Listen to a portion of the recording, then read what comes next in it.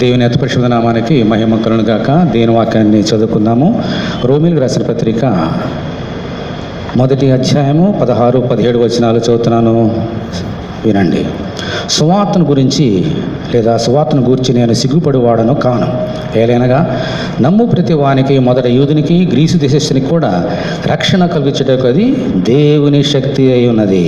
ఎందుకనైనా నీతిమంతుడు విశ్వాస మూలముగా జీవించునని వ్రాయబడిన ప్రకారము విశ్వాస మూలముగా అంతకంతకు విశ్వాసము కలిగినట్లు దేవుని నీతి దాని అందు బయలుపరచబడుచున్నది. ఈ యొక్క వాక్యము నా జీవితంలో ఎలాగ నెరవేరిందో మరి ఈరోజు నా సాక్ష్యాన్ని మరి పంచుకోవాలని నేను ముందు చెప్పిన రీతిగా మరి దేవునికి చిత్త ప్రకారంగా మరి సిద్ధపడినాం కాబట్టి విందాము. అక్కడ నీతిమంతుడు విశ్వాస మూలముగా జీవించును అనేటువంటి మాట చక్కగా చదువుకున్నాం. నీతిమంతుడు అంటే ప్రభునందు విశ్వాసం ఉంచిన వాడు. ఎలా జీవిస్తాడంటమ్మా? ఈ యొక్క కంటికి కనబడుతున్నటువంటి శ్రమలను చూడడు, ఈ లోకంలో ఎదురైనటువంటి అనేక అవమానాలను, నిందలను ఇవి చూడడు. ఏం చూస్తాడంట? విశ్వాసాన్ని చూస్తాడు. విశ్వాసం కర్తయు దాన్ని కొనసాగించేవాడైనా యేసువైపు చూస్తూ ముందుకెళ్ళిపోతాడు నీతిమంతుడు. ఈరోజు ఆ విశ్వాసాన్ని గురించి ధ్యానం చేద్దాం. హృదయం పెట్టి వినండి. విశ్వాసము మనకుంటే దేవుని ఎడల ఈ లోకంలో మనం ఆశించుచున్నవి ఒక టార్గెట్, ప్రతి వానికి ఒక టార్గెట్ ఉంటాయి ఈ లోకంలో. అది పొందుకోవాలి, ఇది పొందుకోవాలని. దేవుని ఎందుకు కనుక మనం విశ్వాసం ఉంచితే వాటిని ఎలాగో మనం పొందుకోగలుగుతాం దేవుని కృపను బట్టి.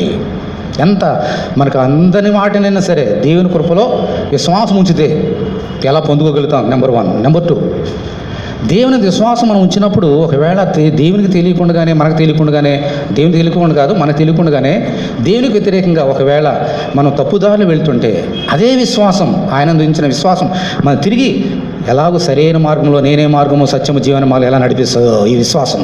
ఈ 2 సంగతులు నేర్చుకోబోతున్నాం. మళ్ళీ ఐఎమ్ రిపీటింగ్. మన కనుక విశ్వాసం ఉంటే ఈ విశ్వాసం మన జీవితంలో ఏం ఆశపడుతున్నామో అవన్నీ మనకు తీసుకొస్తుంది ఇదే విశ్వాసం. అలాగే ఒకవేళ దేవునికి వ్యతిరేకంగా ఏమైనా తప్పులు చేసి వంకర మార్గంలో ఈ లోకంలో వెళ్ళిపోతుంటే కూడా అదే విశ్వాసము మనల్ని పట్టుకొని సరైన మార్గంలోకి నడిపిస్తుంది ఇదే విశ్వాసం. కాబట్టి మనందరికీ ఏముండాలి? విశ్వాసము. అంచేత ఈ యొక్క సాక్ష్యం ద్వారా ఈ 2 సంగతులు నేర్చుకుందాం. 2 పార్ట్లుగా చెప్తాను. మొట్టమొదటిది, యేసునందు రక్షణ పొందినప్పుడు ఎలా ఉండేది నా జీవితం, యేసునందు రక్షణ పొందినప్పుడు నా జీవితం ఎలా మారింది. ఈ 2 మనకున్న సమయంలో విందాము. చాలా శ్రద్ధగా వినండి. మాది వెస్ట్ గోదావరి నర్సాపురం, వెస్ట్ గోదావరి పశ్చిమ గోదావరి జిల్లా నర్సాపురం. నేను చదివింది, డిగ్రీ సంపాదించింది అంతా కూడా అక్కడే. చిన్నతనం నుంచి నేను చాలా బిలో యావరేజ్ స్టూడెంట్. నేను బిలో యావరేజ్ స్టూడెంట్ని. అసలు చదువు అంటే ఆసక్తి ఉండేది కాదు.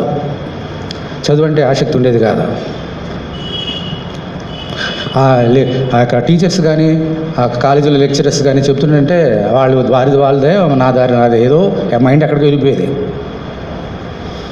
అయితే చిన్నతనం నుండి క్రైస్తవ కుటుంబంలో పుట్టాను. మా ఇంటి పక్కనే పెద్ద చర్చ్, లూథరన్ చర్చ్ ఉండేది. దానికి ఇన్ఫ్లుయెన్సో మా తల్లిదండ్రులు, ముఖ్యంగా మా తల్లిగారు చేసిన ప్రార్థన బట్టి చిన్నతనం నుండి ఇంట్లో ప్రేయర్స్ జరుగుతుండేవి ప్రతిరోజు, కుటుంబ ప్రార్థన. దీన్ని బట్టి నాకు తెలియకుండానే దేవుని ఎడల ఒక విశ్వాసం అనేది నా హృదయంలో నాటిపోయింది. నిజానికి యేసుక్రీస్తు అంటే ఎవరో తెలియదు, నా గురించి ఆయన ఏం చేసేది, బైబిల్ అంటే ఏం తెలియదు, కానీ ఒక విశ్వాసం నా హృదయంలో బాగా నాటిపోయింది. స్కూల్కి వెళ్ళేవాడిని, కాలేజీకి వెళ్ళేవాడిని, అసలు ఏమీ చదివాడిని కాదు. అయితే ప్రిపరేషన్ హాలిడేస్ అని ఇచ్చేవారు పరీక్షలకి ముందుగా, ఒక 10 రోజులు 15 రోజులు. అప్పుడే బుక్కులు తీసేవాడిని. ఒక 10 రోజులు అంటే ఎన్ని సబ్జెక్టులు ఉన్నాయో అన్ని ఒక రోజు ఏర్పాటు చేసుకొని ఒకరోజు పట్టుకునేవాడు. నాకు పట్టుదల చాలా ఎక్కువ, 5 పట్టుకుంటే వదలను. అప్పుడే ఆ 10 రోజులే ఒక్కొక్క సబ్జెక్ట్ తీసుకొని ఇంపార్టెంట్ బాగా కంటద పెట్టేసేవాడిని. బాగా కంటద పెట్టేసేవాడిని. అలాగన్నీ రాసుకునేవాడిని. అయితే నాకు విశ్వాసం ఉందని చెప్పాను కదా. ఆ చర్చిలో ప్రతి సంవత్సరం ఏం చేసేవాళ్ళంటే ఎగ్జామినేషన్స్ ముందుగా పాస్టర్ గారు ప్రార్థన చేసేవారు. ఎవరైనా ఎగ్జామినేషన్ రాసిన వాళ్ళంటే 4వ క్లాస్ నుంచి డిగ్రీ వరకు ఎవరైనా సరే రండి అని చెప్పినప్పుడు అందరూ ప్రార్థన చేయడానికి వెళ్ళేవారు. నేను కూడా ప్రార్థన చేయించుకోవడానికి వెళ్ళేవాడిని. అక్కడ ప్రార్థన చేయించుకుంటే నాకు ఎంత విశ్వాసం అంటే ఖచ్చితంగా పాస్ అయిపోతా, అంత విశ్వాసం అనమాట. ఆయన అక్కడికి వెళ్ళి దేవుని మందిరానికి వెళ్ళి ప్రార్థన చేసుకుంటే పాస్ అయిపోతా, అంత విశ్వాసం ఉండేది. అలాగూ ఎగ్జామినేషన్ వచ్చినప్పుడు, ఆ ముందు ఎగ్జామ్ వచ్చినప్పుడు 10 రోజులు చదివాడిని అంతే. ఫస్ట్ క్లాస్ నుంచి డిగ్రీ వరకు అంతే నా తరహా. వెళ్ళేవాడిని, ఎగ్జామ్స్ రాసేవాడిని, వచ్చేసేవాడిని. దేవుడు నన్ను ఎప్పుడు కూడా ఫెయిల్ చేయలేదు. దేవుని స్తోత్రం, హల్లెలూయా. ఎప్పుడు ఫెయిల్ చేయలేదు. వెళ్ళడం, రావడం, పరీక్ష రాసేయడం. ఎవరైనా పరీక్ష ముందుకెళ్ళి అక్కడికి వెళ్ళి పాస్ గారి చేత ప్రార్థన చేసుకోవడం, ఇంటికి రావడం, ఇంటికి రాగానే పరీక్షకి వెళ్ళిపోవడం, పరీక్షకి వెళ్ళిన తర్వాత ఇంటికి వెళ్ళి ప్రార్థన చేసుకుని వెళ్ళడం. పేపర్ ఇవ్వగానే ముందు చేయవలసింది ఏంటంటే ఆ పెన్ అక్కడ పెట్టి అక్కడ క్వశ్చన్ పేపర్ అక్కడ పెట్టి ప్రార్థన, ప్రభువా ఇది క్వశ్చన్ మార్కు, ఏం రాయాలో నాకు తెలియదు, నా కలం నువ్వే పట్టుకో, నువ్వే రాయనివాడిని. అన్ని పేపర్లు అలా రాసేవాడిని. అలా పాస్ వచ్చాను. కానీ నా తెలివితేటల వల్ల కానీ నా జ్ఞానం వల్ల కానీ ఏ పరీక్ష నేను పాస్ కాలేదు. కేవలం దేవుని ఎడల నేను ఇచ్చినటువంటి విశ్వాసాన్ని బట్టి ఆ కార్యం జరిగింది. గుడ్డి నమ్మకం. అసలు ఏ సేవలో ఆయన ఏం చేసినా కూడా తెలీదు. ప్రార్థన చేస్తే చాలు ఆయన నాకు మనకి ఇచ్చేస్తాడని సంగతి. సరే, డిగ్రీలోకి వచ్చాం. డిగ్రీలో మాకు అప్పుడు 3 సంవత్సరాల డిగ్రీ కదా, ఫస్ట్ ఇయర్ సెకండ్ ఇయర్ కలిపి ఒకేసారి ఎగ్జామ్ పెట్టేవారు. అప్పుడు ఫస్ట్ ఇయర్ సెకండ్ ఇయర్ ఒకేసారి రాయాలి అన్నీ. అంటే ఫస్ట్ ఇయర్ రాయడం పాస్ అవడం చాలా కష్టం. 2 సంవత్సరములు అంటే చాలా సబ్జెక్ట్స్ ఉండేవి. అయినా సరే అప్పుడు కాలేజీలో ఇంకా కొంచెం ప్రిపరేషన్ ఎక్కువ ఇచ్చేవారు కాబట్టి కూర్చొని ఇంట్లో ఇదే మొదలు చదవడం. ఆ 10-15 రోజుల్లోనూ, ఆ నెల రోజుల్లోనూ చదవడం. సరే, ఎగ్జామ్స్ రాసిన తర్వాత రిజల్ట్స్ అన్నీ వచ్చేసినాయి. మా కాలేజీలో బీకామ్ చేసినప్పుడు అంత చాలామంది, వైఎన్ కాలేజీ నర్సాపూర్, అక్కడ అన్ని చాలామంది సెక్షన్లో 80 మంది వరకు ఎంతమంది ఉండేవారు. అప్పుడు ఇన్ఛార్జ్ వచ్చి, లెక్చరర్ గారు వచ్చి, మరి చాలా కష్టం కదా, 2 సంవత్సరాలది ఒకేసారి రాయడం అనేది చాలా కష్టం. అడిగాడు, అన్ని సబ్జెక్టులు ఫెయిల్ కాకుండా ఎవరు పాస్ అయ్యారు నిలబడండి అన్నాడు. ఆయన ఒక 80 మందిలో జెమ్స్, ఎంత జెమ్స్ అంటే ఇంకా పగలు రాత్రి చదవడం వాళ్ళ పని. లెక్చరర్ ఏమడిగినా జవాబు చెప్పి అటువంటి జెమ్స్ వాళ్ళంతమంది ఉండేవారు. ఎంతమంది ఉంటే వారిలో కేవలం 5-4 లేచి నిలబడ్డారు అంతే, అన్ని సబ్జెక్టులు పాస్ అయిన వాళ్ళు. అందులో నేను ఒకడిని, ఆ 4లో నేను ఒకడిని. చదవడమే రానివాడిని నేను పాస్ అయ్యి అలా అందరితో నిలబడితే నాకు ఆశ్చర్యం, ఇంతమంది 4లో నేను ఒకడిని, ఆ 4 ఇంతమంది జెమ్స్ ఉన్నారు, వాళ్ళు నిలబడట్లేదండి. అలా చేశాడు దేవుడు. దేవుని స్తోత్రం, హల్లెలూయా. ఇది నా యొక్క గొప్పతనం కాదు, దేవుని ఎడల నేను ఇచ్చినటువంటి గొప్ప విశ్వాసమే. విశ్వాసం ఉంటే ఎలాగైనా సరే ఏదైనా చేయగలదనివ్వండి. ఇంకా దృఢంగా నాటిపోయింది. ఇంకా ఎంత గుడ్. సరే, అది అయిపోయింది, సెకండ్ ఇయర్ అయిపోయింది. ఇంకా థర్డ్ ఇయర్ వచ్చింది, ఫైనల్ ఇయర్ వచ్చినప్పుడు కూడా ఇదే కదా, మళ్ళీ ప్రిపరేషన్ హాలిడేస్ చదువుకొని వెళ్తుంటే ఒక సబ్జెక్ట్స్కి ఒక విధవరాలు ఎదురొచ్చింది. అప్పుడు చాలామంది మా ఫ్రెండ్స్ అంతా కూడా హిందూసే కదా, వాళ్ళు బయటకు వస్తే ఏం చేసేవాళ్ళు, మంచి ఎవరెదురు వస్తారని చెప్పేసి వాళ్ళు తెలిసిన వాళ్ళని, ఆ ఇంటి ఓనర్స్నో లేకపోతే అక్కడ ఉన్నటువంటి సిస్టర్నో బ్రదర్నో మా ఎదురా అని చెప్పేసి అలాగే వెళ్ళి పరీక్షలు రాసేవారు. నేను వస్తుంటే ఒక విధవరాలు ఎదురొచ్చింది. అంటే సాధారణంగా విధవరాలు ఎదురొస్తే ఏమంటారు, మంచిది కాదు. పిల్లి ఎదురొచ్చినా మంచిది. ఇది చాలా మూఢనమ్మకాలే కదా. అసలు ఆ మూఢనమ్మకాలు అంటే నాకు చాలా అసహ్యం. అరే విధవరాలు ఎదురొస్తుంది, ఆగిపోదాం, ఇంకా ఖచ్చితంగా వెళ్తాను నేను. ఇంకా 10 మందిని పిలిచిరండి, 10 మంది తీసుకురండి, లేదంటే 10 పిల్లలు తీసుకురండి, నేను వెళ్ళిపోతా అని అలాగే వెళ్ళిపోయాను. అలాగే ఫైనల్ ఇయర్ అన్నీ కూడా విధవరాలు అడ్డొచ్చినా పిల్లి అడ్డొచ్చినా వెళ్ళిపోయి రాసేసారు ప్రార్థన చేసుకుంటూ. రిజల్ట్స్ వచ్చినాయి. ఒక సబ్జెక్ట్లో కాలేజీ ఫస్ట్ వచ్చాను నేను. దేవుని స్తోత్రం, హల్లెలూయా. ఆ విధవరాలు ఎదురొచ్చిన వెళ్ళి రాసి దాంట్లో స్టాటస్ 6.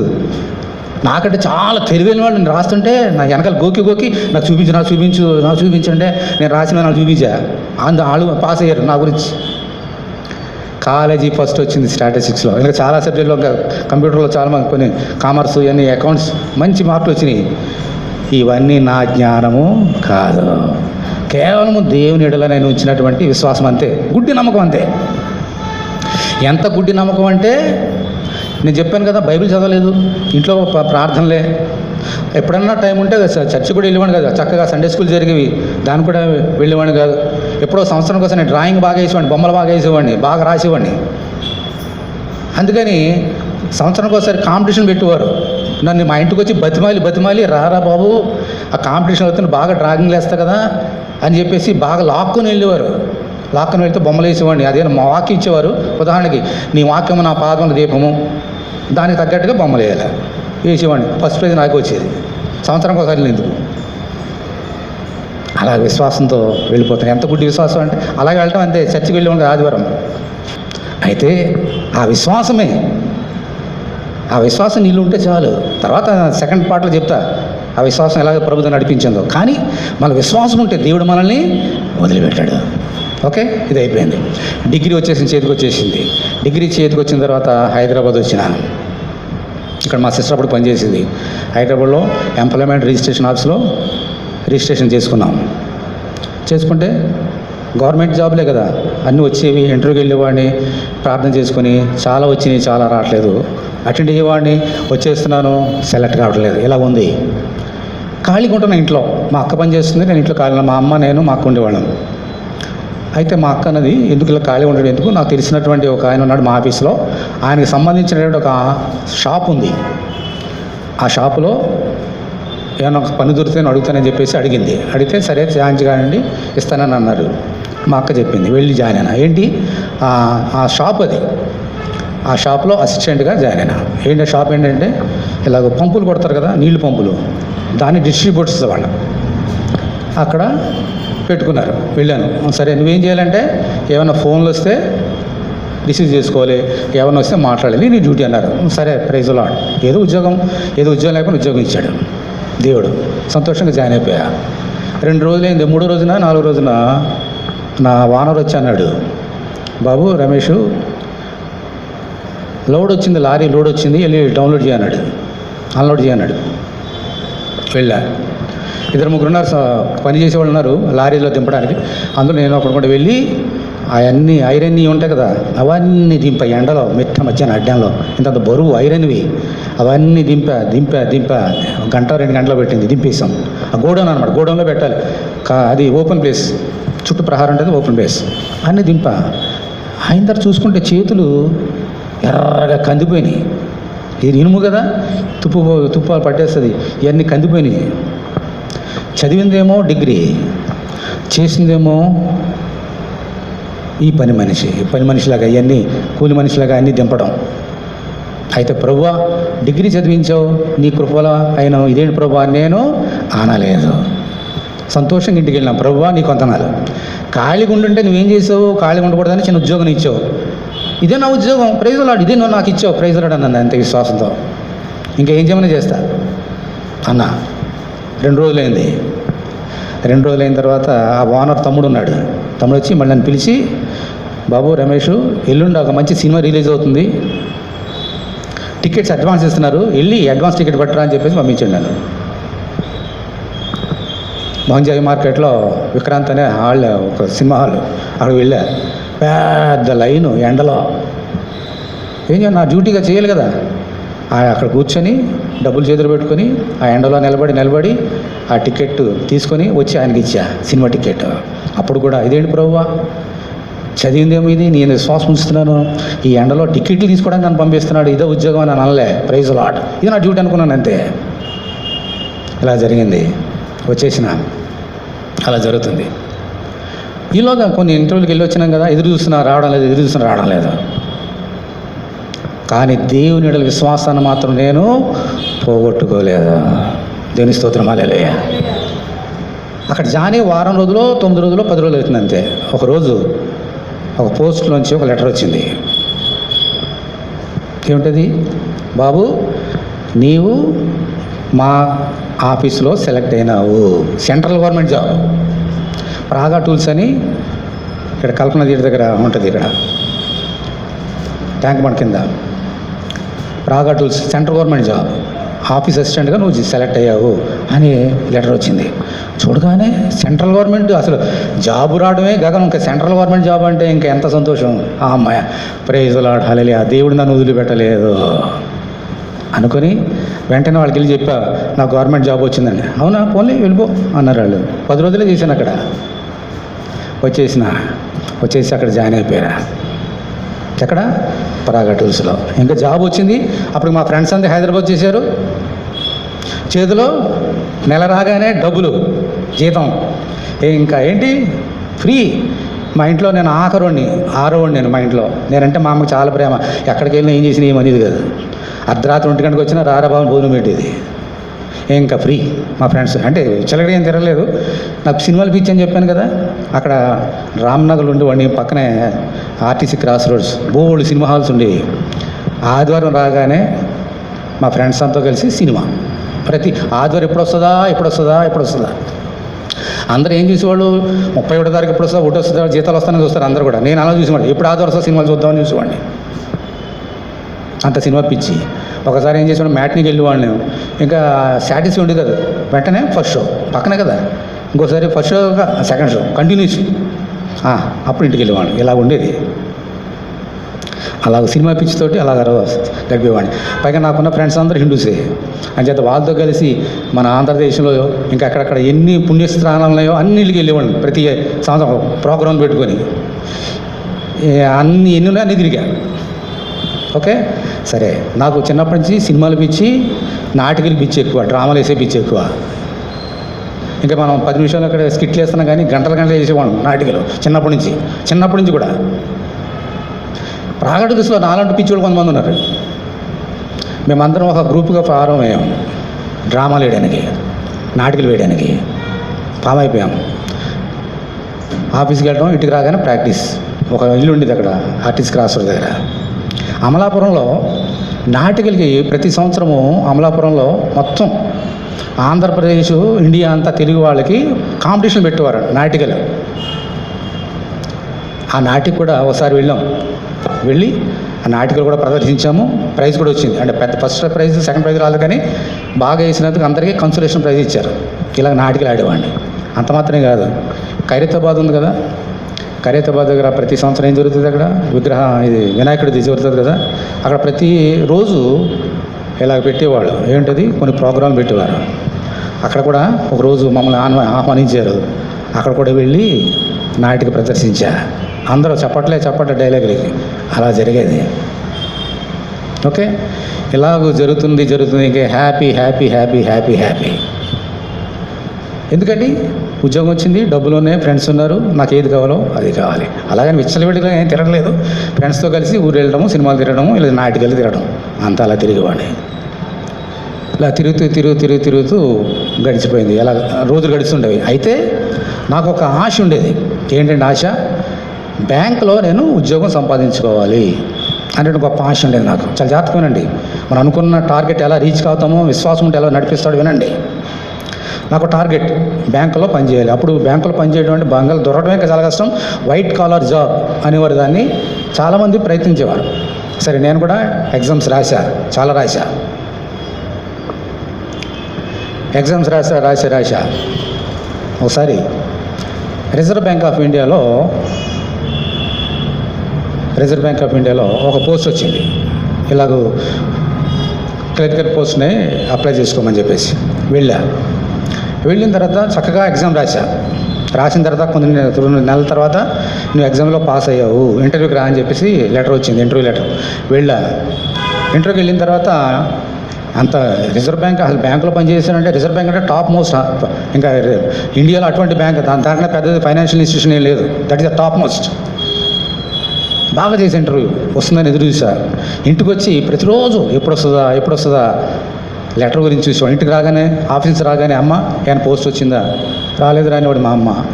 మళ్ళీ ఇంట్లో ఉన్నప్పుడు పోస్ట్ మ్యాన్ వస్తున్నాడా అని ఎదురు చూసేవాడిని. ఇలాగ చాలా రోజులు జరిగింది. ఒక 4 రోజుల తర్వాత ఒక లెటర్ వచ్చింది. ఏమొచ్చిందంటే, బాబు రమేష్, మా రిజర్వ్ బ్యాంక్ ఆఫ్ ఇండియాలో నువ్వు సెలెక్ట్ కాలేదు, సారీ అని వచ్చిన లెటరు. అయ్యో, ఎన్ని నెలలు ఎదురు చూస్తేనే ఎలాగైపోయిందని చాలా వేదన పడ్డా.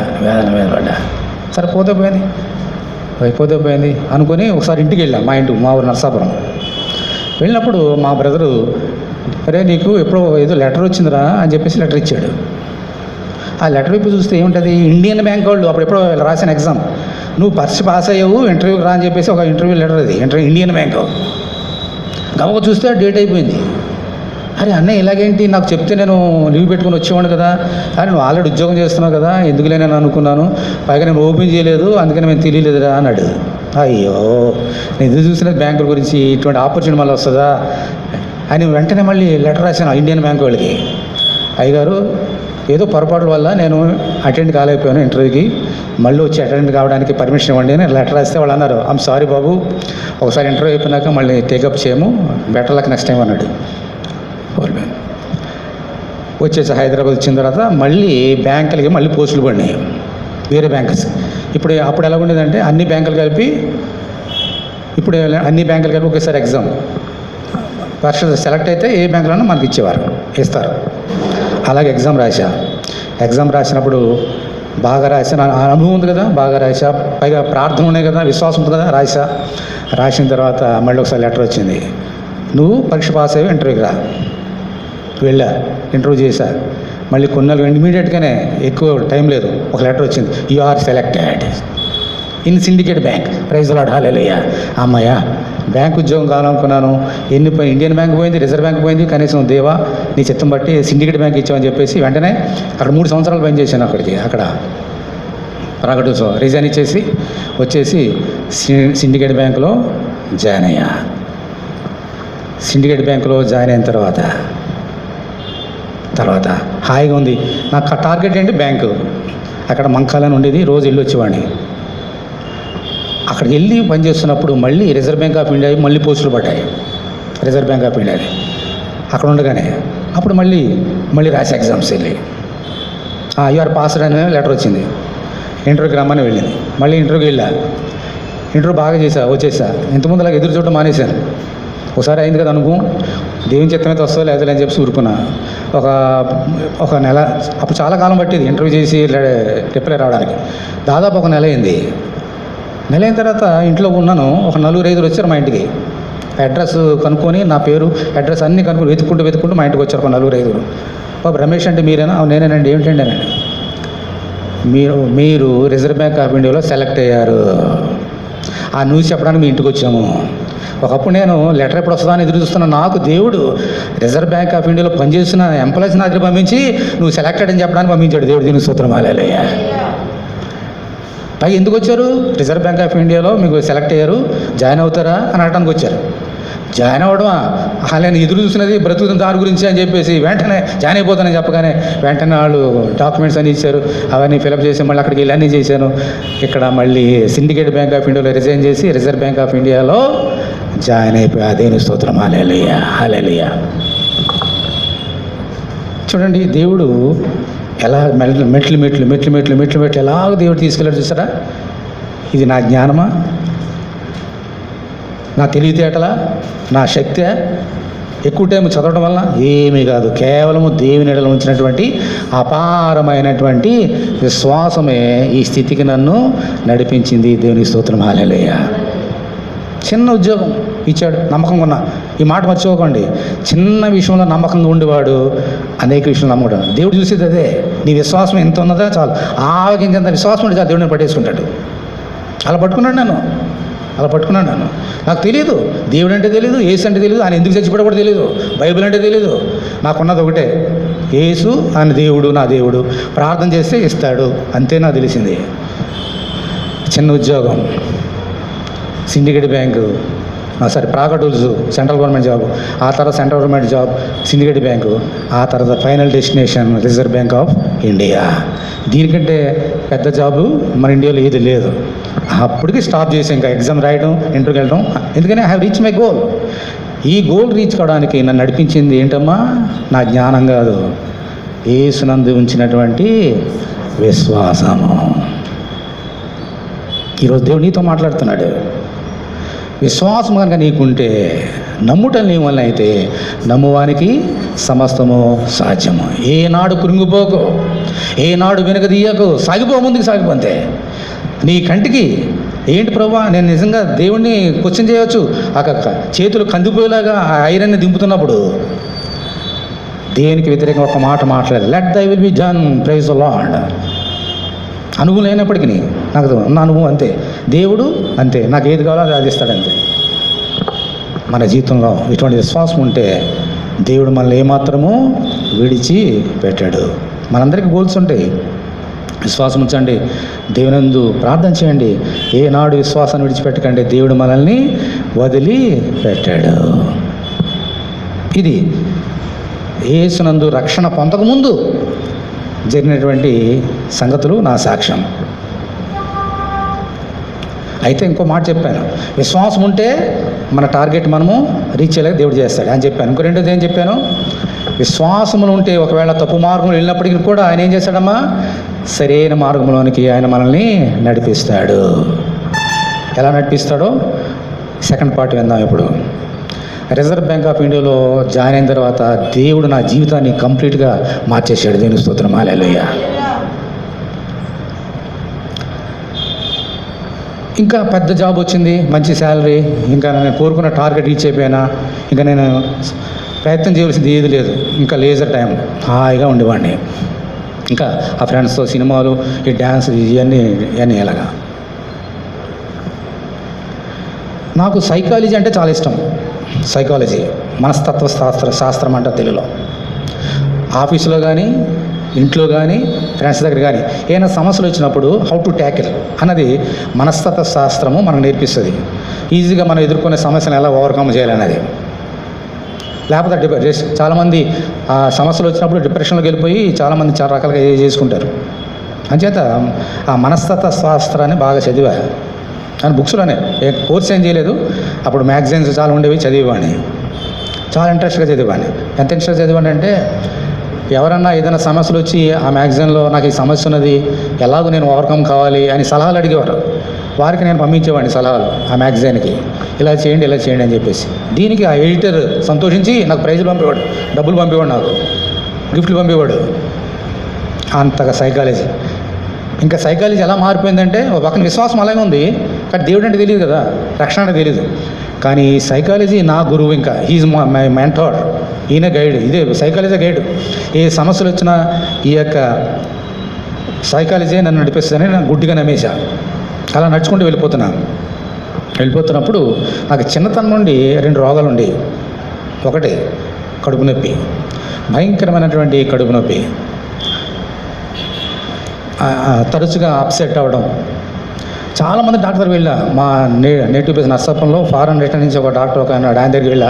ఆయన అన్ని టెస్టులు చేశాడు. అంతా బాగుందా, ఏంటి ఎందుకు అలాగంటున్నావు నాకు తెలియదు, ఇదిగో మందులు వాడని ఇచ్చాడు. హైదరాబాద్ వచ్చా, మందులు వాడినంతసేపు బాగుంది, మళ్ళీ మామూలే. ఆ తర్వాత మాకు తెలిసినటువంటి సిస్టర్ నిమ్స్ హాస్పిటల్, అప్పుడు ఎముకల హాస్పిటల్ అనేవారు, అప్పుడు తీసుకెళ్ళిన తర్వాత ఆ డాక్టర్ హిస్టరీ అంతా చెప్పా.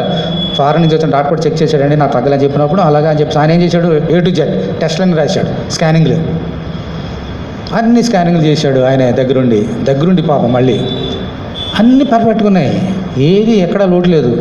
మళ్ళీ ఆయన నాతో అన్నాడు, బాబు అన్నీ బాగున్నాయా, ఎందుకు కడుపు నొప్పి అంటావు, మోషన్స్ అంటావు, అప్సెట్ అంటావు, నాకు అర్థం కావట్లేదు. ఈ మందులు వాడని ఆయన మందులు ఇచ్చాడు. ఆ మందులు వాడితే కొంతకాలం తగ్గేది, మళ్ళీ మామూలే. అదొక జబ్బు.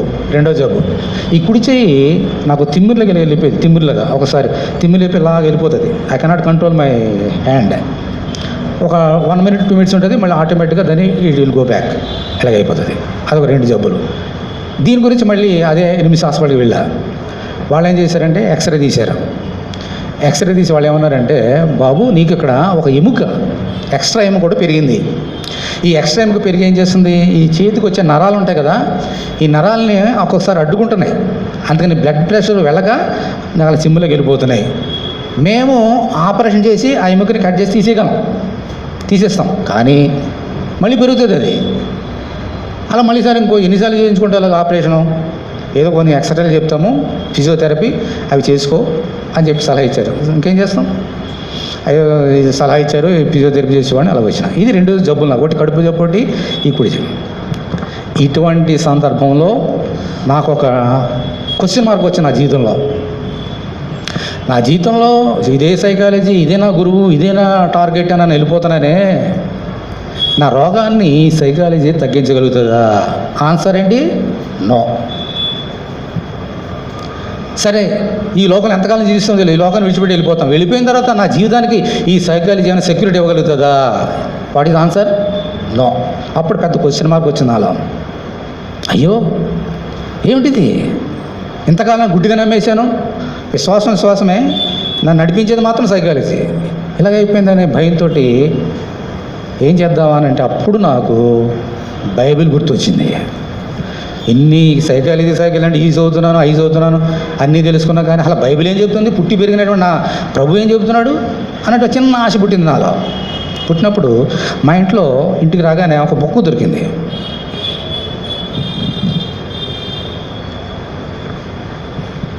మార్కు సువార్త. దీని వయసు ఎంత తెలుసా? ఈ బుక్ వయసు 36 సంవత్సరాలు.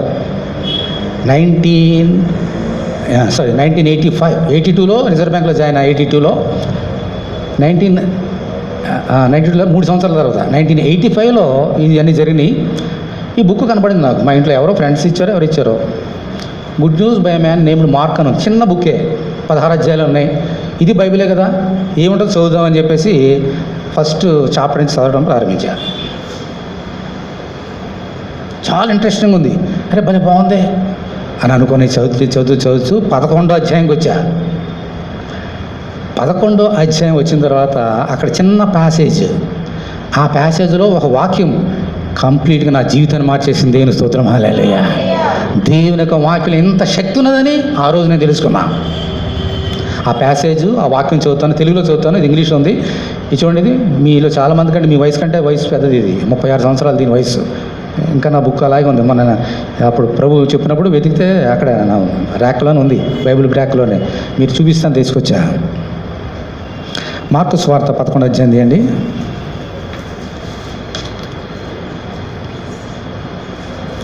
మార్కు సువార్త 11వ అధ్యాయం 20 వచనం చదువుతున్నాను చూడండి, 20 నుంచి. మార్కు 11:20. పొద్దున వారు మార్గమున పోవచుండగా ఆ అంజూరపు చెట్టు వేళ్ళు మొదలుకొని ఎండినుట చూచిరి. అప్పుడు పేతురు ఆ సంగతి జ్ఞాపకం తెచ్చుకొని, బోధకుడా, ఇదిగో నీవు శపించిన అంజూరపు చెట్టు ఎండిపోయినని ఆయనతో చెప్పాను. అందుకు యేసు వారితో ఇట్లనెను, మీరు దేవుని యందు విశ్వాసం ఉంచుడి. ఎవడైనను ఈ కొండను చూచి నీవు ఎత్తబడి సముద్రంలో పడవేయబడునమని చెప్పి తన మనసులో సందేహింపక తాను చెప్పినది జరునని నమ్మినడలా వాడు చెప్పినది జరునని మీతో నిశ్చయముగా చెప్పుచున్నాను. ఇప్పుడు 24 వచనం చూడండి. ఈ ప్యాసేజ్ 20 నుంచి 24 నా జీవితాన్ని మార్చిన ప్యాసేజ్. అందులో ఈ వాక్యం చదువు, 24 వచనం.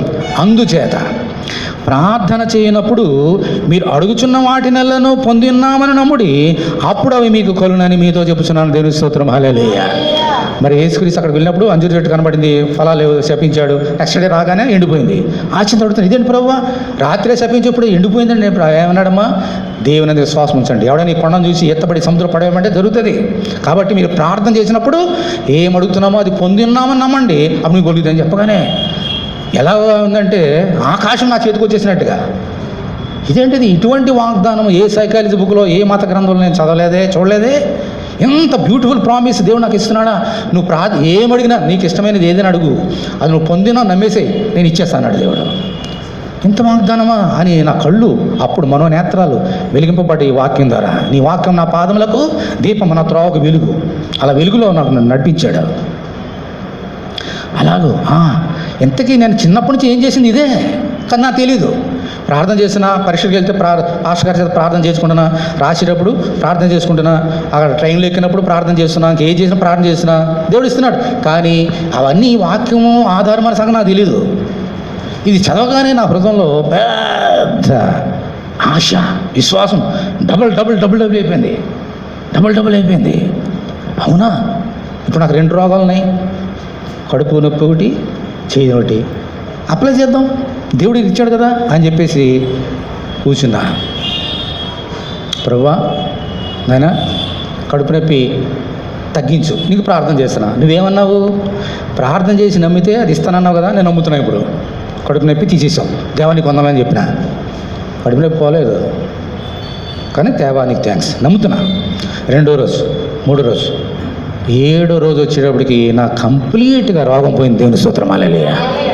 చిన్నప్పటి నుంచి డాక్టర్ వెళ్ళిన దగ్గర రోగం పోనటువంటి రోగం విశ్వాసం ద్వారా 7 రోజుల్లో చిన్న తమ్ముని రోగం పోయింది. ఎలా ఉంటుంది విశ్వాసం? ఇంకా పెరిగింది. ఇంకోటి మిగిలింది కదా, చెయ్యి. మళ్ళీ దీనికి ప్రార్థన చేశాను, ప్రభువా నా చెయ్యి ఈ తిమ్ములని పోయి, నేను ప్రభువా ఆ ఎముక ఏం ఎదుగుతుందని చెప్పాడు డాక్టర్, చెప్పాడు దాన్ని ఆపేసేయి, నా తిమ్ములు తీసివేసేయి, నేను నమ్ముతున్నాను ప్రార్థన చేశా. 3 రోజుల్లో ఆ నొప్పి కూడా పోయింది. దేవుని స్తోత్రమాలే. ఈవెన్ 3 డేస్లో పోయింది. ఇంకా విశ్వాసం బలపడింది. అయితే ఇందాక చెప్పినాను కదా, విశ్వాసం ఉండడం వల్ల దేవుడు ఎంత గొప్ప కార్యం చేస్తాడని చెప్పేసి కడుపు నొప్పి తగ్గిపోయింది. ఈ చెయ్యి కూడా బాగా అయిపోయింది. అయితే నీతిమంతుడు విశ్వాసంలో జీవించును, అంతకంత విశ్వాసం మూలంగా పెరిగిన చెప్పే రీతిగా విశ్వాసనాలు దృఢంగా ఉండడానికి ఇంకో చిన్న ఉదాహరణ ఉంది. చిన్న ఉదాహరణ. ఒకసారి నేను బ్యాంకులో ఉన్నాను. స్కూటర్కి రెన్యువల్ చేయడానికి ఆర్టీ ఆఫీస్కి వెళ్ళాలి. దానికి కావాల్సిన డాక్యుమెంట్స్ అంతా రెడీ పెట్టుకున్నా. గబగబా పర్మిషన్ తీసుకున్నా. 3 గంటల లోపల కట్టాలి అక్కడ డబ్బు. కిందకు వచ్చేసిన నేను 4th ఫ్లోర్లో 5th ఫ్లోర్ ఉండుకున్నప్పుడు గబగబా వచ్చేసి బ్యాంక్ దిగి వచ్చేసి స్కూటర్ స్టాండ్కి నడుచుకుంటూ వెళ్తున్నా. మరి ఇవన్నీ పేపర్లన్నీ లూజ్గా ఉన్నాయి. హడావుల్లో పిన్ను కూర్చోడానికి మర్చిపోయినా, గుండు సూది. ఇప్పుడు మళ్ళీ వస్తే ఒక 10 నిమిషాలు వేస్ట్ అవుతుంది. అక్కడ 3 గంటలకే క్లోజ్ చేసేస్తారు. ఇప్పుడు నాకు గుండు సూది కావాలి. ఏం చేయాలి? ప్రార్థన చేశా. అప్పటికే ఇవన్నీ విశ్వాసం బలపడుతున్నాం కదా. ప్రభువా నాకు గుండు సూది కావాలి. ఇప్పుడు మళ్ళీ బ్యాంక్ వెళ్ళాను. ఇవన్నీ కూర్చున్నాక గుండు సూది కావాలి ప్రభా, గుండు సూది తెచ్చేయను అని ప్రార్థన చేసి కళ్ళు తెరిచి కిందకు చూస్తే గుండు సూది ఉంది కింద. దేవుని స్తోత్రం. హల్లెలూయా, హల్లెలూయా. ఎవరు పెట్టారా గుండు సూది అక్కడ? నా దేవుడు. ఇది కన్నులకు ఆశ్చర్యము. బైబిల్లో ఒక మాట ఉంది, ఇది మన కన్నులకు ఆశ్చర్యం. నిజంగా ఆశ్చర్యపోయిన అంతే. అంటే దేవుడు నీ విశ్వాసం ఉంటే అంత చిన్న గుండు సూది అంటే ఎంత చిన్నదండి అది. అంత చిన్న విషయంలో కూడా దేవుడు నిన్ను వదిలిపెట్టాడు. నాకు టైం అయిపోతుంది అక్కడికి వెళ్ళడానికి. గుండు సూది కావాలంటే కళ్ళు తెరవగానే కింద చూడగానే కళ్ళు తెరిచి ఇలా చూశాను. ఆ కింద చూడాలని కూడా నాకు ఆయనే చూపించేశాడు. అలాగా గుండు సూది రాగానే గవ్వ తీసి గుర్చేసుకొని గవ్వ వెళ్ళిపోయాను. కట్టేసిన అన్నీ రెడీ అయిపోయింది. అన్ని పనులు అయిపోయినాయి. హ్యాపీగా వచ్చేసాను. బ్యాంక్కి వెళ్ళిపోయినా. దేవుని స్తోత్రం. హల్లెలూయా. విశ్వాసం ఉంటే దేవునికి చిన్నది లేదు, పెద్ద లేదు. చిన్న ఉదాహరణ చెప్పా, గుండు సూది. పెన్షన్ చెప్పా. ఆ రెండింటికి ఎంత వ్యత్యాసం ఉందమ్మా? దేనికి వ్యత్యాసం లేదు. ఆయనకు అన్నీ సాధ్యమే. మన జీవితంలో విశ్వాసం ఉంటే ఎన్నో కార్యాలు చేయగలుగుతాడు. అలాగూ నా విశ్వాసం నాలో బలపడి ఆ రోజు నుంచి ఈ రోజు వరకు కూడా దేవుని నడిపిస్తున్నది. దేవుని స్తోత్రము. హల్లెలూయా. అదే మార్కు సువార్త చదివినప్పుడు 16వ అధ్యాయంకి వచ్చినప్పుడు ఒక మాట ఉంది, నమ్మి బాప్తిసం పొందినవాడు రక్షింపబడును.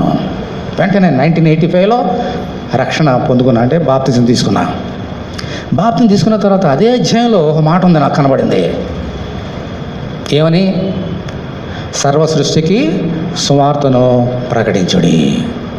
సరే, సర్వ సృష్టికి ప్రకటించమన్నాడు. ఎక్కడికి వెళ్ళి ప్రకటించాలి? ఎవరికి ప్రకటించాలి? ఏం ప్రకటించాలి అని అనుకున్నా. కానీ దేవుడు నాతో మాట్లాడుతున్నట్టుగా అనిపించి, సరే ఏం చెప్పక్కర్లేదు, పర్వాలేదు, దేవుడు నాకు ఈ కడుపు నొప్పి తగ్గించాడు, ఈ చేయి నొప్పి ఈ చెప్తే సారిపోతుంది కదా అనుకున్నా. మరి ఎక్కడ చెప్పించాలి? ఎక్కడికి వెళ్ళి చెప్పాలి అని అనుకున్నా. మా రిజర్వ్ బ్యాంక్ ఆఫ్ ఇండియా పక్కనే పబ్లిక్ గార్డెన్ ఉంది. ఆ కొంచెం పక్క వెళ్తే ఇందిరా పార్క్ ఉంది. మాకు శనివారం నాడు 1:30కి అయిపోతుంది ఆఫీసు. భోజనానికి ఇంటికి వెళ్ళకముందు స్టార్ట్ చేద్దాం. పబ్లిక్ గార్డెన్కి వెళ్ళా. అక్కడ ఎంతమంది కనబడతారో మళ్ళీ 2-3 కూర్చుంటారు కదా, మాట్లాడుకుని ఫ్రెండ్స్. వెళ్ళి బాబు 2 మాటలు చెప్పొచ్చా? నన్ను చూసి చెప్పండి. ఆయన మామూలుగా ఉండేవాడు కదా, బాగా టిప్ టాప్ ఉండేవాళ్ళు కదా. చెప్పండి బాబు, కూర్చోండి. నాకు దేవుడు నా జీవితం గొప్ప కార్యం చేశాడు. కడుపు నొప్పి తీసేసాడు, చేనొప్పి తీసేసాడు. ఆయనకి పక్షపాతం లేదు. మీకు కూడా ఏమైనా ఉంటే ఇలా చేశాడు నమ్మండి అంటే, అవునా నమ్ముతాం అని ప్రార్థన చేసేవాడిని, వచ్చేసేవాడిని. మిగిలిన గారు ఆయన చూసుకునేవాడు. ఇలాగ ప్రతి వారం అక్కడికి వెళ్ళేవాడిని. ఇక్కడ కుదరకపోతే ఇందిరా పార్క్కి వెళ్ళేవాడిని. ఒకసారి వాక్యం చెప్పేటప్పుడు మనుషులు ఉండేవారు కాదు. ఆ మధ్యాహ్నం భోజనం టైం కదా, ఒకసారి ఉండేవారు కాదు. మరి ఏం చేయాలా? మా ఇంటిగా ఏం చెప్పడానికి వెళితే ఏదో వెలితిగా ఉండేది. అయ్యో అనిపించేది. అమ్మో ఖచ్చితంగా ఎవరికైనా చెప్పాలి. గార్డెన్లు ఏముంటాయి? చెట్లు ఉంటాయి. వాక్యం ఏముంది? సర్వ సృష్టికి సువార్త ప్రకటించమని ఉంది. సర్వసృష్టి అంటే మనుషులే కాదు కదా, చెట్లు, గేదెలు, ఆవులు ఇవన్నీ సర్వసృష్టే, అన్నీ ఆయన సృష్టే. ఇక్కడ ఇన్ని చెట్లు ఉన్నాయి, వీటికి ఎందుకు ప్రకటించకూడదు అని ఎవరు లేకపోతే చెట్ల దగ్గరికి వెళ్ళి వాక్యం ప్రకటించా. 2-3 చెట్ల దగ్గరికి వెళ్ళి, ఓ చెట్టు సువార్త ప్రకటిస్తున్నా, దేవుడు నాకు చేసిన కార్యం చెప్తున్నా అని చెప్పి సాక్ష్యం చెప్పేవాడిని, ప్రార్థన చేసేసేవాడిని, వచ్చేవాడిని. ఇలా చాలాసార్లు చేశా. మార్నింగ్ వాకింగ్ వెళ్ళేవాడిని బేగంపేట ఎయిర్పోర్ట్ దగ్గరికి.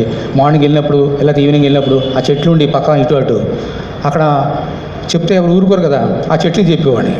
ఒకసారి ఎలాగో చెప్తుంటే నాకు డౌట్ వచ్చేది, ఏంటి పిచ్చివాళ్ళకి చెప్తున్నా, వెంటనే లేదా టెస్ట్ చేద్దామని చెప్పేసి ఒక చెట్టుకి మంచి గుబురు చెట్లు ఉన్నాయి, పచ్చగా పూల చెట్లు. వాక్యం చెప్తున్నా, అస్సలు ఇలా కలిగి కదా చెట్లు. వాక్యం చెప్పినంతసేపు అయిపోయి ప్రార్థన చేసిన తర్వాత వెంటనే చెక్ చేయడానికి వస్తాను బై అంటే అప్పుడు ఇలా కదిలి, అమ్మాయ నా మాటలు వెంటనే ఆటగట్టు ప్రాణం ఉంది కదా, వెళ్ళిపోతుంటే టాటా చెప్తున్నాయి, మనుషులు కూడా టాటా చెప్పారు, ఇవి చెప్తున్నాయని చెప్పేసి ఇంకా ఒకసారి గేదెలకి చెప్పే వాక్యం, గాడిదలు కనపడి చెప్పుకోండేమో. ఇలాగూ నాకు మనుషులు చెప్పడానికి వీలు కానప్పుడు పశువులకి చెట్లకి వాక్యం చెప్పారు. ఇలాగ జరుగుతున్నప్పుడు దేవుడు వాక్యం చదివాక మార్కు సువార్త ఇంకా దేవుని వాక్యం అర్థమైపోయింది. దేవుడు ఎటువంటి వాడు, శక్తిమంతుడు. ఈ 2 రోగాలను బాగు చేయడం వల్ల ఇంకా అప్పటి నుంచి స్టార్ట్ చేసా బైబిల్ చదవటం. ఎలా చదివానని తెలుసా? ప్రతి వచనం, ప్రతి అక్షరం, ప్రతి పొల్లు గుండులో అలా దిగిపోయేలాగా చదివా. పగలు రాత్రి బ్యాంకులో, ఇంట్లో, రోడ్డు మీద, అక్కడికి పబ్లిక్ గార్డెన్లో బైబిల్ పట్టుకెళ్ళిపోయి అలా చదివా. అలా సువార్త ప్రకటించినప్పుడు బహుశా అనుకుంటున్నాను ఇప్పుడు దేవుడు ఒకసారి నన్ను టెస్ట్ చేశాడు, నన్ను ఇంకా వాడుకోవడానికి ముందుగా. ఇలాగ ఒక శనివారం వెళ్ళాను, పబ్లిక్ గార్డెన్కి వెళ్ళా, సువార్త ప్రకటించి. ఒక 4 ఉన్నారు అక్కడ, మంచి టిప్ టాప్గా ఉన్నారు వాళ్ళు కూడా.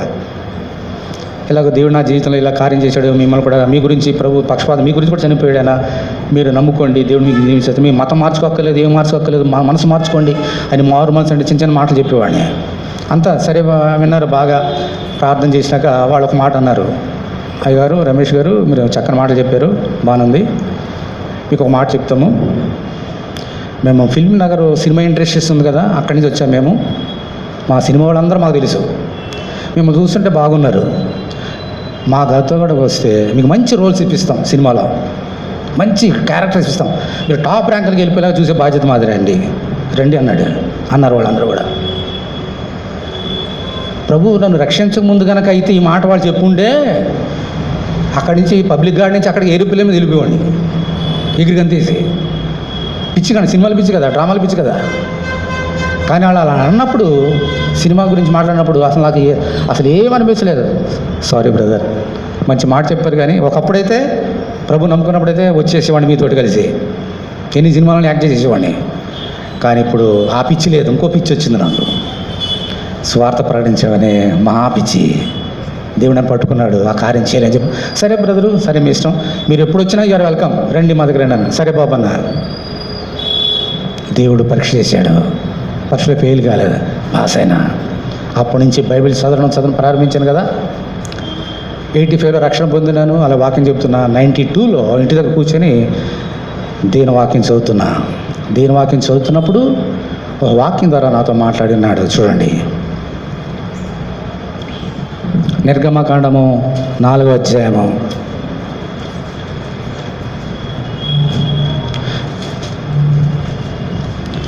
12వ వచనం. చాలా జాగ్రత్తగా వినాలి. దేవుడు తప్పు మార్గంలో మనల్ని ఎలా నడిపిస్తాడో విశ్వాసం ఉంటే. కాబట్టి వెళ్ళము, నేను నీ నోటికి తోడే ఉండి నువ్వు ఏమీ పలకవలసి నీకు బోధించునని అతనితో చెప్పాను. అందుకు అతడు, అయ్యో ప్రభువా, నేను పంపదలిచిన వాడిని పంపమనగా ఆయన సరే తర్వాత అనగా 4:12. కాబట్టి వెళ్ళము, నేను నీ నోటికి తోడే ఉండి నువ్వేమీ పలకవలసి నీకు బోధించునని వాక్యం మాట్లాడాడు నాతోటి. అంటే ఏంటి? ఇప్పటివరకు ప్రకటిస్తున్నది అయిపోయింది. ఒక ట్రైనింగ్ అక్కడ పబ్లిక్ గార్డెన్లో అక్కడికి వెళ్ళి అక్కడ ట్రైనింగ్ ఇచ్చాడు దేవుడు కొన్ని సంవత్సరాలు, 85 నుంచి 92 వరకు. ఇప్పుడు నేను ఏం చేస్తున్నాడు? Go and preach the gospel. వెళ్ళు, నేను ఎక్కడ పంపిస్తే అక్కడ వెళ్ళు, నీ నోటి నేను తోడుకుంటాను చెప్పాడు. ఎక్కడికి వెళ్ళాలి? అయితే నా హృదయంలో మాత్రం దేవుడు మాట్లాడుతున్నటువంటి సంగతి నాకు తెలిసిపోయింది.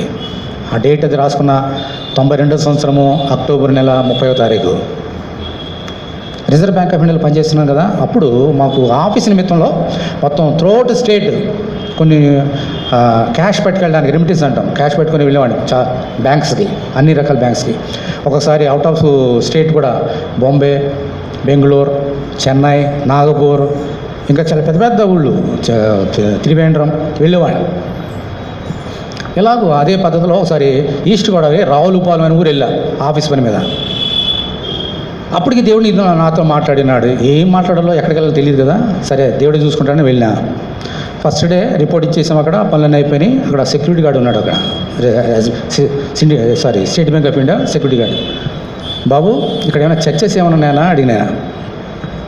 అప్పుడు అతన్నాడు, అరే పక్కన ఉందండి చర్చ్, నేను కూడా క్రిస్టియన్ అన్నాడు అతను.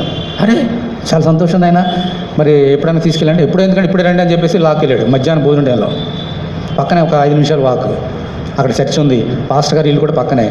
పరిచయం చేశాడు, ఇదిగో రిజర్వ్ బ్యాంక్ ఆఫ్ ఇండియా నేను వచ్చాడండి, వాకింగ్ చెప్తాడంట. అలాగా ఎప్పుడో ఎందుకు, ఆదివారం ఎందుకు, ఆ శుక్రవారం ఆ రోజు కొంతమంది స్త్రీలు ఉమెన్స్ ప్రేయర్ జరుగుతుంది అక్కడ, ఉపవాస ప్రార్థన చేసుకున్నారు, మళ్ళీ వాక్యం చెప్పండి అన్నాడు ఆయన. చూడండి దేవుడు ఎలా నడిపిస్తాడు. వెంటనే పక్కనే ఇల్లు పక్కనే చర్చి, చాలామంది స్త్రీలు ఉన్నారు, చాలామంది ఉన్నారు, ఒక 50 మంది ఉంటారేమో, ప్రార్థన చేస్తున్నారు. సరే చెప్పారు, పాస్టర్ గారు వచ్చి ఇది రిజర్వ్ బ్యాంక్ హైదరాబాద్ నుంచి వచ్చారు, మీకు వాక్యం చెప్తాడని చెప్పుకొని అంత అలర్ట్ అయిపోయారు. సరే వాక్యం చెప్పా. దేవుడు ఏ వాక్యం చెప్పమన్నాడో, దేవుని ప్రేమించుట అంటే ఏమిటి అనేది ఒక 1/2 అవర్ 1 అవర్ చెప్పారు. అయిపోయింది, అందరూ సంతోషించారు. నాకు కూడా చాలా ఆనందం వేసింది మొట్టమొదటి అక్కడ వాక్యం ప్రకటించినందుకు. నన్ను తీసుకెళ్ళిన వ్యక్తి కూడా సెక్యూరిటీ గార్డు నాతో ఉన్నాడు, వాక్యం విన్నాడు. బయటకు వచ్చాం ఇద్దరం కలిసి మళ్ళీ బ్యాంక్ వెళ్ళడానికి. అప్పుడు నాతో అంటున్నాడు అతను, అయ్యగారు ఇదే చర్చికి వెళ్తాను నేను, ఈ పాస్టర్ గారు నన్ను బాప్ని తీసుకొని 3 సంవత్సరాల నుంచి అనేక సంవత్సరాల నుంచి నేను బతిమాలుతున్నాడు కానీ తీసుకోలేదు పాస్టర్ గారు. అయ్యగారు ఈరోజు దేవుడు మీ ద్వారా నాతో మాట్లాడున్నాడు, దేవుడు నాతో నేను వెంటనే బాప్ని చేసుకుంటాను అని అన్నాడు. అరే ఆశ్చర్యపోయినాను. ఇదా ఓకే అంటే దేవుని కార్యాలు ఎలా ఉంటాయో చూడండి, ఎలా నడిపిస్తాడు. సరే బాబు తీసుకో, మన పాస్టర్ గారు చెప్పేసి తీసుకోండి. వెంటనే పాస్టర్ గారితో వెళ్ళి తర్వాత ఎప్పుడో నా పనిలో నేనున్నాను, ఇంకా తిరుగుతున్నా, తీసేసుకున్న తర్వాత అతను అన్నాడు, అయ్యగారు బాప్ని తీసుకున్నాను, మా ఇంట్లో ఓ స్తుతి కూడా పెట్టుకుంటా ఒక రాత్రి, మీరు వచ్చి వాకింగ్ చెప్పండి అన్నాడు. అరే అంతకంటే భాగ్యం ఏంటి, వస్తానని చెప్పి అన్న. అది రాజమండ్రి హైవే, రావులపాలెం నుంచి రాజమండ్రి హైవే, దాని పక్కనే జొన్నాడు అనేది చిన్న గ్రామం, అది పక్కనే హైవేకి పక్కన ఉంటుంది. వెళ్ళి సువార్త ప్రకటించా, వెళ్ళి చాలా భోజనాలు పెట్టుకున్నాడు, చాలా సంతోషించాము, ఆనందించాం. అక్కడ ఒక కార్యం జరిగింది. ఒక లారీ డ్రైవరు హైవే మీద వెళ్తున్నాడు అట లోడ్ వేసుకొని, మైకులోంచి మాటలు వినపడుతున్నాయి, దేవుడు యేసయ్య రక్షణ ఎన్ని వినపడుతుంటే రోడ్డు మీద ఆపేసాడు లారీ. ఏంటి వాక్యం ఏదో దేవుడు మాట్లాడుతున్నాడు అనిపించి లారీ రోడ్డు మీద ఆపేసి ఆ మైక్ సౌండ్ ఎలా వినపడుతున్నా అన్ని వెతుక్కుంటూ మా దగ్గరికి వచ్చాడు. వాక్యం విన్నాడు, విని బాప్ని తీసుకున్నాను. అరే దేవుని వాక్యం రోడ్డు మీద వినపడిందండి, వచ్చేసానండి, అక్కడ సామాన్లు ఏమో నాకు తెలియదు, దేవుడే చూసుకుంటాడు. ఇక్కడికి వచ్చి వాక్యం విన్నానని చెప్పేసి దేవుడు నాతో మాట్లాడి ఎంతో సంతోషించి సరే భోజనం చేయమంటే భోజనం చేసి పంపించాం. అప్పుడు నాకు అర్థమైంది దేవుడు నన్ను సేవకు పిలుచుకున్నాడు అని. ఓకే, తర్వాత ఇవన్నీ మళ్ళీ అక్కడి నుంచి మా ఊరు దగ్గరే నర్సాపురం, అక్కడికి వెళ్ళి మళ్ళీ రావులపాలెం వస్తున్నా ఆఫీస్ డ్యూటీలో. కారులో కూర్చున్నాను, నా కారు వెనక ఇద్దరు దావీదు గురించి మాట్లాడుకున్నారు. వెనక ఇద్దరు దావీదును ఇంకా ఎవరి గురించో మాట్లాడుకుంటున్నారు. వేరే క్రీస్తులాగా ఉన్నారని చెప్పేసి వెనక తిరిగి ప్రైజ్ లార్డ్ బ్రదర్ అన్న, ఆయన పాస్టర్ గారు అంట, ఆయన పాలకొల్లు. ప్రైజ్ గారు మీరేంటి అంటే ఇలాగ చనిపా, ఇలాగ రిజర్వ్ బ్యాంక్ ఆఫ్ ఇండియాలో పనిచేస్తా, ఇలా ఆఫీస్ పని వచ్చా, నేను కూడా ప్రభులో ఉన్నాను. నేనేమి అసలు ఎక్కువ ఏం మాట చెప్పలేదు. ఆయన అన్నాడు, వచ్చే నెలలో మా చర్చిలో మీటింగ్స్ పెట్టుకుంటున్నామండి, మీరు వచ్చి వాకింగ్ చెప్పండి అన్నాడు ఆయన. మీటింగులు మామూలు చర్చలో ఆదివారంగా మీటింగులు 3 రోజులు పెద్ద మీటింగులు. ఆశ్చర్యపోయినా, ఇదేంటి అసలు నా మొహం తెలియదు, దానికి ఏం తెలియదు. సరే వస్తానని చెప్పా. మళ్ళీ పనులను ముగించుకొని హైదరాబాద్ వెళ్ళిపోయినా, లీవ్ తీసుకున్నా, మళ్ళీ వెళ్ళి అక్కడ 3 రోజులు వాక్యం ప్రకటించా. ఇంకా ఎంతోమంది దీవించబడ్డారు, నేను దీవించబడ్డా. ఇంకా ప్రతి సంవత్సరం ఆయన పిలిచేవాడు, ఇలాగూ చాలా చోట్ల ఆ దినం మొదలుకొని అనేకమైనటువంటి చోట్ల దేవుని యొక్క సువార్తని ప్రకటించడం అనేది జరిగింది. అప్పుడు నాకు అర్థమైంది దేవుడు నన్ను సేవలు పిలుచుకున్నాడని. ఇలాగూ దాదాపుగా 20 సంవత్సరములు దేవునికి సువార్తని ఇవాంజలిస్ట్గా ప్రకటించడం జరిగింది. సువార్తని ఇవాంజలిస్ట్ అంటే ఒక చర్చ్ ఉండదు, ఏ చర్చ్కని వెళ్ళి సువార్త ప్రకటించడం. పైగా నేను చెప్పాను కదా రిజర్వ్ బ్యాంక్ ద్వారా అని, బొంబాయి వెళ్ళినప్పుడు ఎన్ని చర్చిలో అక్కడ వాక్యం ప్రకటించాను. బొంబాయిలో అనేక చోట్ల అక్కడ వెళ్ళి ఇంట్రొడ్యూస్ చేసుకోవడం. ఒక చర్చ్కి వెళ్ళాలంటే వాళ్ళు అంటారు కదా, మళ్ళీ ఇంకో 10 చర్చలు అలాగే బెంగళూరు, చెన్నై, ఇలాగ అనేక చోట్ల దేవుని సువార్త ప్రకటించడానికి దేవుడు కృప చూపించాడు. ఇంకా అన్నీ వదిలిపెట్టేసిన, ఈ సినిమా పిచ్చి వెళ్ళిపోయింది, ఇంకా స్నేహితులతో తిరగడం మానేసాం. ఇంకా ఖచ్చితంగా ప్రభువులకి 100% ప్రభువులోకి రావడం జరిగింది. అయితే రిజర్వ్ బ్యాంక్ ఆఫ్ ఇండియాలో రిజైన్ చేయమని దేవుడు నాకు చెప్పలే, సేవ చేయమని చెప్పాడు కానీ రిజైన్ అని చెప్పలేదు. ఎందుకంటే దానికి 2 రీజన్స్ ఉన్నాయి. మొదటి రీజన్ ఏంటంటే నాకు చెప్పిన రీతిగా ప్రతి నెలకోసారి 2 నెలలకోసారో ఎక్కడికో వెళ్ళి డ్యూటీ మీద వెళ్ళవలసి వచ్చేది, అవుట్ ఆఫ్ స్టేషన్. అక్కడ వెళ్ళినప్పుడు నాకు ఒక ఆపర్చునిటీ కదా సువార్త ప్రకటించడానికి. పని కట్టుకొని ఎవడెళ్తాడు బొంబాయి ఇవన్నీ కూడా వెళ్ళి మా స్టేట్లోనూ అక్కడ ఆ సువార్త ప్రకటించే అవకాశం ఉంది. సువార్త ప్రకటించడానికి రిజర్వ్ బ్యాంక్ ఆఫ్ ఇండియా నాకు హెల్ప్గా ఉంది. రెండవది మెయిన్ ఏంటంటే ఫైనాన్షియల్గా ఎవరి మీద నేను ఆధారపడవలసిన అవసరము లేదు. ఎందుకంటే నా జీతం వస్తుంది. నా సొంత శక్తి మీద ఎవరి మీద ఆధారపడ, నా కాళ్ళ మీద ఆధారపడి సువార్త ప్రకటించ ఫ్రీగా ఎవరిని ఎదిరిస్తే దేవుని మా నామలు ఇస్తే తీసుకోవడం అంతే. అలాగూ అందుకని దేవుడు రిజైన్ అని చెప్పలేదు. అలాగూ దేవునికి స్వార్థం ప్రకటించే 20 సంవత్సరాలు అయిన తర్వాత అక్కడ చర్చ్ ఆఫ్ ది లివింగ్ గాడ్లో పాస్టర్గా వాళ్ళు రిక్వెస్ట్ చేశారు, రమ్మని ప్రార్థన చేసినప్పుడు వెళ్ళమని దేవుడు చెప్పాడు. వెళ్ళి అక్కడ స్వార్థగా పాస్టర్గా 3 సంవత్సరాలన్న ఆ తర్వాత దేవుడు చెప్పినప్పుడు మళ్ళీ ఇక్కడికి వచ్చి 2000 ఏ సంవత్సరం ఇక్కడ 16వ సంవత్సరం 2016వ సంవత్సరంలో ఇక్కడ దేవుడు స్టార్ట్ చేయమన్నప్పుడు ఈ యొక్క సంఘాన్ని, చిన్న సంఘాన్ని స్టార్ట్ చేశాము. అప్పటి నుంచి దేవుడు భూదిగంత రక్షణ సువార్త అన్నట్టుగా అనేక ప్రదేశాల్లో సోషల్ మీడియా ద్వారా మరి ఇక్కడ ప్రకటించడం ద్వారా అనేక మంది దీవించబడుతున్నారు, ఆశ్రయించబడుతున్నారు. దేవుని స్తోత్రం, హల్లెలూయా. ఒకప్పుడు సినిమా పిచ్చులతోటి, నాటికల పిచ్చులతోటి, ఫ్రెండ్స్ పిచ్చులతోటి తిరిగిన నన్ను ఆయన విశ్వాసం ఉండడం వలన, ఆయన వాక్యాన్ని పట్టుకొని గట్టిగా చదవడం వలన దేవుడు ఏం చేశాడమ్మా, తప్పుపోయిన కుమారుడు ఎలా తిరిగి రప్పించినాడో ఆ విశ్వాసమే తిరిగి ఆయనలోకి నన్ను తిరిగి రప్పించింది. దేవుని స్తోత్రం, హల్లెలూయా. అప్పటి నుంచి చిన్న మందగా మనం దేవుని యొక్క సువార్తని వింటున్నాము, ప్రకటిస్తున్నాము. నేను మాట్లాడినప్పుడు మాట్లాడేది ఎవరమ్మా? నేను కాదు. ఎక్కడైనా సరే, ఇక్కడ కాదు, ఏ స్థలంలో అయినా సరే నిలబడితే నేను కాదు, ఆయన మాట్లాడతాడు. ఎందుకని? వాగ్దానం. ఏముంది వాగ్దానము? కాబట్టి వెళ్ళము, నువ్వేమి పలకవలసింది నేను నీకు బోధించను. అంటే నిలబడితే చాలు, ఆయన బోధిస్తాడు, నేను కాదు. అప్పుడు ఎలాగూ వాక్యాలు ప్రకటిస్తున్నాను. ఓకే, ఇది నా యొక్క సాక్ష్యం. ఇప్పుడు ఆఖరణ ఒక మాట చెప్పి ముగిస్తా వినండి. విశ్వాసములుగా అంతకంతకు చిన్నతనం నుండి విశ్వాసం అలాగూ మెట్లు దేవుడు నడిపించాడు. తప్పు మార్గంలో నన్ను సరైన మార్గం నడిపించాడు. నా ఆశల్ని, కోరికని ఆయన తీర్చున్నాడు. ఇప్పుడు విశ్వాసం ఉంచితే the highest reward that God has given me అది చెప్పి ముగిస్తా. దీనికంటే హైయెస్ట్ రివార్డ్ ఏది లేదు. హైయెస్ట్ రివార్డ్ విశ్వాసం ఉంచినందుకు. రిజర్వ్ బ్యాంక్ ఆఫ్ ఇండియాలో నేను పనిచేసాను చెప్పాను కదా. 2016 సంవత్సరంలో రిటైర్డ్ అయినా. మాకు 2 ఆప్షన్స్ ఉండేవి. రిటైర్డ్ అయిన తర్వాత పెన్షన్ ఆప్షన్ ఒకటి, లేదంటే సిపిఎఫ్ అంటే contribution provident fund. Contribution provident fund అంటే ప్రావిడెంట్ ఫండ్కి మనం కొంత డబ్బు దాచుకుంటాము. ఎంత డబ్బు దాచుకున్నామో అంత బ్యాంక్ మనకి ఇస్తుంది. అది తీసుకొని రిటైర్డ్ అయిన తర్వాత వెళ్ళిపోవడం, ఇది ఒకటి పద్ధతి. లేదా కంప్యూటర్ బ్యాంక్ ఏమి ఇవ్వకుండా ఎంత దాచుకున్నామో అది ఇస్తుంది, నెల పెన్షన్ ఇస్తుంది. అది కావాలా, ఇది కావాలా? జాయిన్ అయినప్పుడు లేదు ఈ ఆప్షన్, తర్వాత వచ్చింది. ఒక 15-20 సంవత్సరాల తర్వాత ఎప్పుడు వచ్చింది. అందరూ చాలామంది ముందు వద్దు అనుకున్నారు. మళ్ళీ మాటికి గవర్నమెంట్ వారు అడగడం వల్ల చాలామంది పెన్షన్ ఆప్షన్ తీసుకున్నారు. నేనైతే తీసుకోలే, పెన్షన్ ఆప్షన్ ఇవ్వలే. ఎందుకని? అప్పుడు ఫైనాన్షియల్ సిస్టంలో రేట్ ఆఫ్ ఇంట్రెస్ట్ చాలా ఎక్కువ ఉండేది. అదే గవర్నమెంట్ వారు మనకి ఇచ్చే ఆ డబ్బులు బ్యాంకులో వేసుకునుకోండి, రేట్ ఆఫ్ ఇంట్రెస్ట్లో ఒక 5-6 సంవత్సరాలు డబుల్ అయిపోయేది. అంటే ఇదే మనకు బెస్ట్ అని చెప్పేసి నేను పెన్షన్ ఆప్షన్ ఇవ్వలేదు. అయితే తర్వాత ఏం జరిగింది? ఫైనాన్షియల్ సిస్టంలో చాలా మార్పులు వచ్చినాయి. రేట్ ఆఫ్ ఇంట్రెస్ట్ తగ్గిపోవడం, ఆ తర్వాత పెన్షన్కి చాలా విపరీతమైనటువంటి హైక్ వచ్చేసింది. పెన్షన్ వాళ్ళు తీసుకున్న వాళ్ళు, ఆప్షన్ ఇచ్చిన వాళ్ళు చాలా మంచి నెల తీసుకుంటున్నారు జీతం వల్లే. అప్పుడు మాకు బాధ వేసింది, అయ్యో మనం కూడా తీసుకుంటే బాగుంటుంది అని చెప్పేసి. ఇలా మిగిలిపోయిన వారు త్రూఅవుట్ ఇండియాలో 2000 మంది, 2000 మంది ఉన్నాం. వాళ్ళందరూ కూడా కలుసుకొని ఒక వాట్సాప్లో గ్రూప్ పెట్టుకొని డిస్కస్ చేసుకొని ఏం చేస్తే బాగుంటుంది. సరే ప్రయత్నం చేద్దామని చెప్పేసి గవర్నర్కి, రిజర్వ్ బ్యాంక్ ఆఫ్ ఇండియా గవర్నర్కి లెటర్ రాయడం, ఇంకా తెలిసిన వాళ్ళు గవర్నమెంట్ ఆఫ్ ఇండియా ఫైనాన్స్ డిపార్ట్మెంట్కి వాళ్ళు లెటర్ రాయడం, ఎవరి ప్రయత్నం వాళ్ళు చేసినారు. కానీ 2000 సంవత్సరంలో ఫైనల్ ఆప్షన్ వచ్చింది. 2000 నుంచి రిటైర్డ్ 16 సంవత్సరాలు అయింది.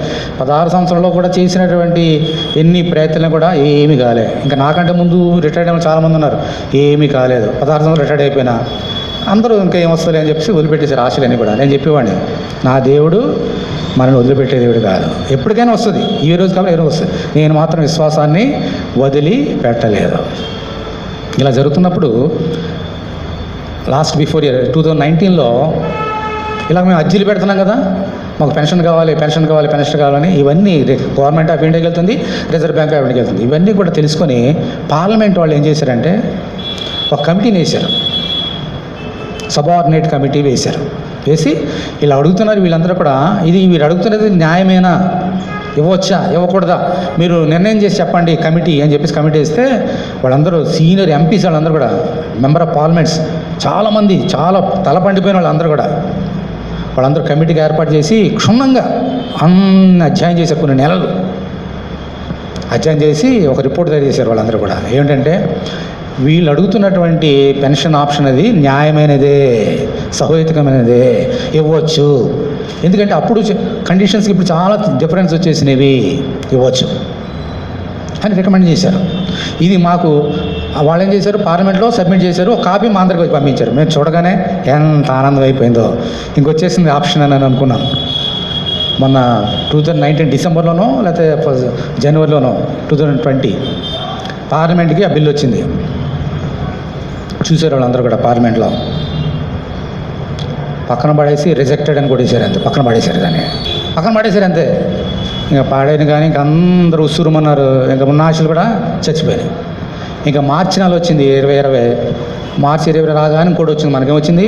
కరోనా రాగానే పెన్షన్ వాళ్ళందరూ పెన్షన్ కట్ చేశారు. ఉద్యోగాలు చాలామంది పోయినాయి.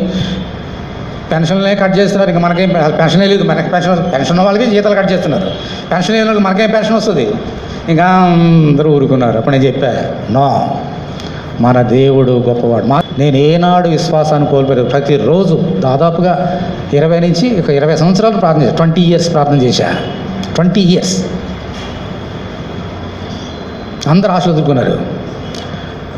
కరోనా వచ్చింది, అన్న ఆశలు కూడా బుక్ అయిపోయినాయి. 2020 సంవత్సరము జూన్ నెల గవర్నమెంట్ ఆఫ్ ఇండియా వారు ఒక లెటర్ రిలీజ్ చేశారు. ఆల్ ఆఫ్ సడన్, అసలు ఎవరు ఊహించండి. ఎవరైతే పెన్షన్ ఆప్షన్ లేదో రిజర్వ్ బ్యాంక్ ఆఫ్ ఇండియాలో, వారు పెన్షన్ ఆప్షన్ ఇవ్వడానికి మాకు సమ్మతమే. దేని స్తోత్రం, హల్లెలూయా. ఎవరైతే మిగిలిపోయారో వాళ్ళందరూ కూడా రిజర్వ్ బ్యాంక్ ఆఫ్కి వెళ్ళి అప్లికేషన్ పెట్టుకోవచ్చు. రిజర్వ్ బ్యాంక్ ఆఫ్ ఇండియా వాళ్ళ అప్లికేషన్ తీసుకోండి, పెన్షన్ ఇవ్వండి అని రిజర్వ్ బ్యాంక్ ఆఫ్ వాళ్ళు లెటర్ రాశారు. ఆ లెటర్ మాకు అందరికీ వచ్చేసింది.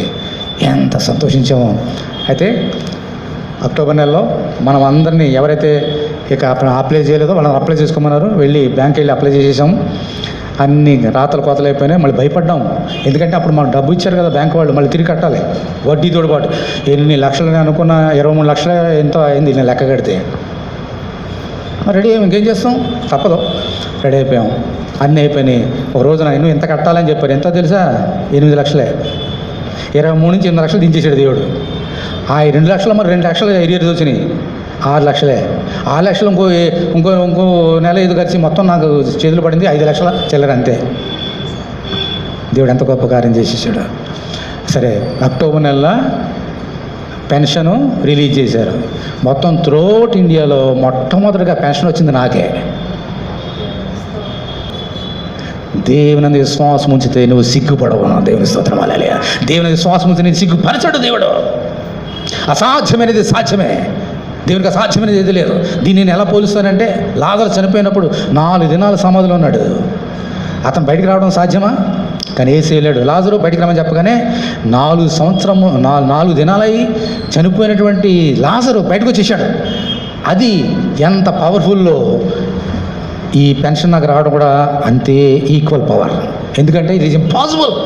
ఒకసారి గవర్నమెంట్ వారు తిరస్కరించిన తర్వాత, రిజర్వ్ బ్యాంక్ ఆఫ్ ఇండియా ఒకసారి తిరస్కరించిన తర్వాత దాన్ని మళ్ళీ తీసుకొచ్చి ఆ అధికారులు సైన్ చేసి మళ్ళీ ఆప్షన్ రావడం, it is impossible for human mind, human strength. కానీ దేవుడు అధికారులకు అన్ని పక్కన పెట్టేసి ఈ ఆప్షన్ ఇచ్చాడు. దేవుని స్తోత్రం, హల్లెలూయా.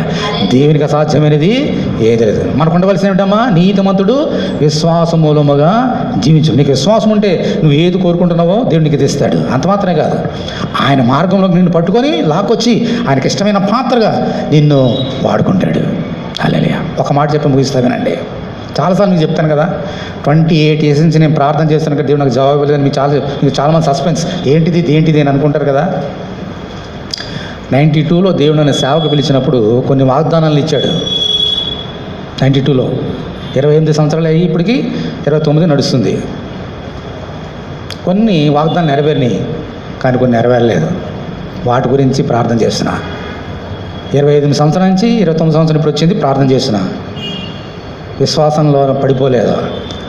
ఆయన మీద డౌట్ రాలేదు. ఎప్పుడు ఆశ్రయించాలి ఆయన తెలుసు, టైం తెలుసు, డేట్ తెలుసు ఆయనకి. అప్పటి వరకు ప్రార్థన చేస్తూ ఉంటా. ఒకవేళ జీవితకాలం అంతా అయిపోయినా పర్లేదు. I will pray, I will wait, I don't lose my faith in the God. 28 కాదు, 8 సంవత్సరాలు ఆయన తెలుసు. ఇన్ని కార్యాలు చేసినటువంటి దేవుడికి ఇది అసాధ్యమా? ఇప్పుడు చెప్పినవన్నీ మనుషులకు అసాధ్యమే. ఇవన్నీ కూడా ఆయనకి సమస్తం సాధ్యమే. ఎప్పుడు ఇస్తాడో అప్పుడే ఇవ్వండి. కానీ నేనైతే ప్రార్థన చేస్తూనే ఉంటా. విశ్వాసంలో నేను బలహీనుడను కాను, నీతిమంతుడు విశ్వాసమూలముగా జీవించను. మనందరూ కూడా ఆ విశ్వాసం వెళ్దాం. దేవుడు మిమ్మల్ని వదిలిపెట్టాడు. ఈ వాక్యం వింటున్నా మిమ్మల్ని దేవుడు వదిలిపెట్టాడు. నువ్వు ఏ స్థితిలో ఉన్నా పై తీసుకుంటాడు. నువ్వు చేయవలసింది ఒకటే, believe in lord Jesus Christ, remaining live to him.